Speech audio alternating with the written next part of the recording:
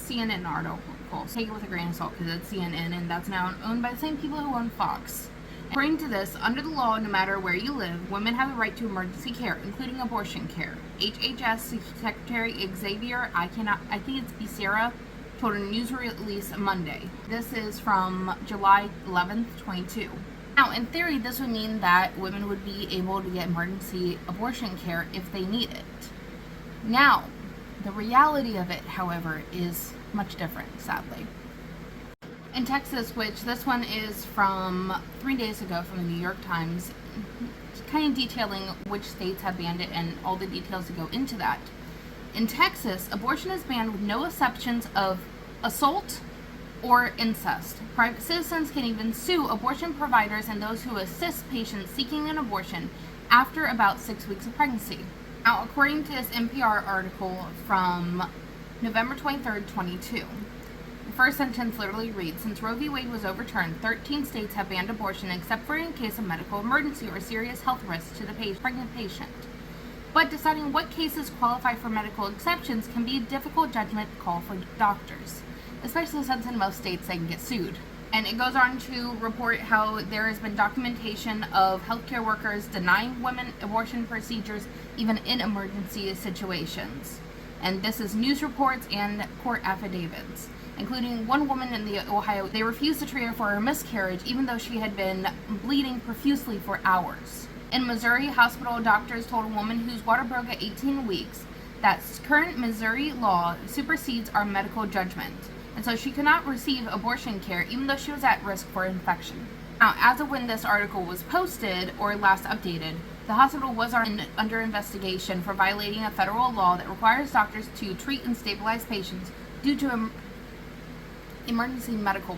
Now, this case is still ongoing, and it is called Jarosky, I think it is, versus the state of Texas.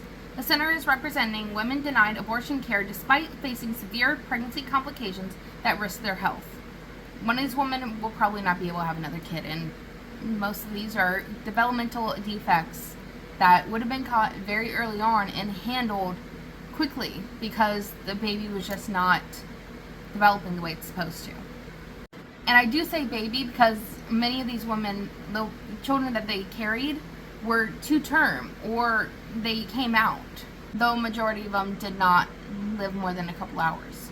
When it comes to medical records and everything like that, if you're not the doctor, you should not have access to these. Meanwhile, Ohio's Attorney General wants access to medical records of Ohioans who go out of state for abortions. And this was published 2 days ago. Yeah. Luckily, I didn't vote for him, because he's a fucking wackadoo.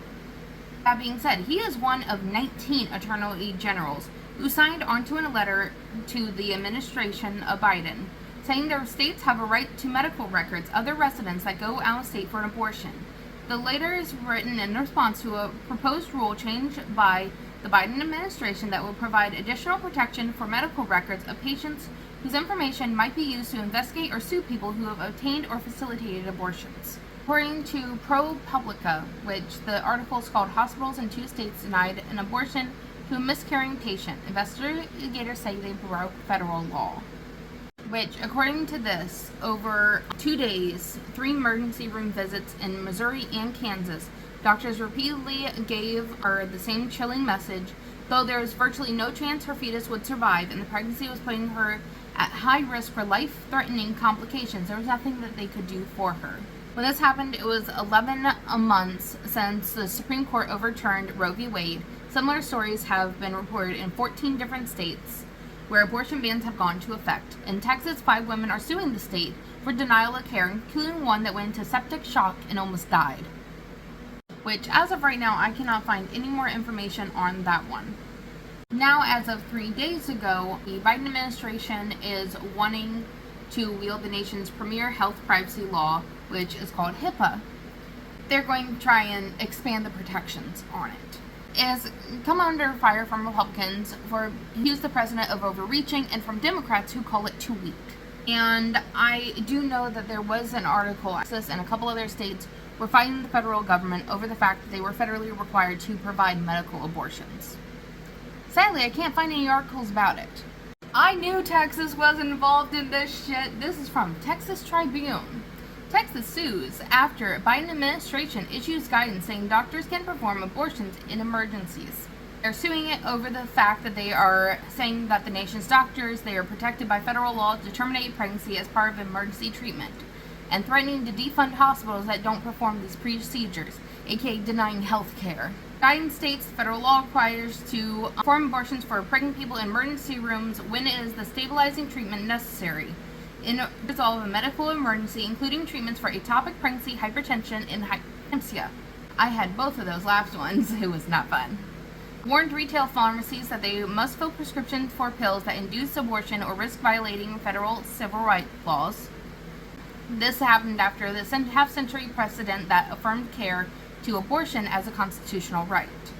Texas attorney was challenging the guidance to federal court on Thursday, saying that the Biden administration's guidance violates the state's sovereign interest in the power to create and enforce legal code.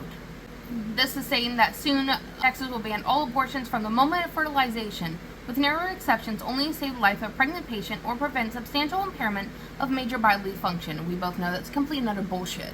The Biden administration basically reassured doctors they do not need to wait until the patient's health is deteriorating before acting, and they act in cases of where non-treatment would result in serious impairment. Guidance that comes as medical professionals in Texas and other states where abortion is banned are trying to figure out what kind of women's health care is allowed under the new restrictions. Once again, they never really went over any of this, and mostly it just depends what state you're from. These states are now threatened with having to choose between violating state law under threat of the criminal penalty or jeopardizing their ability to participate in Medicaid. You know, there's an easy way to avoid that. You know, actually provide medical things. So yeah, well, yes, legally, federally, they have to provide one. It depends on state to state, as well on whether or not the person in charge of you wants to be an asshat.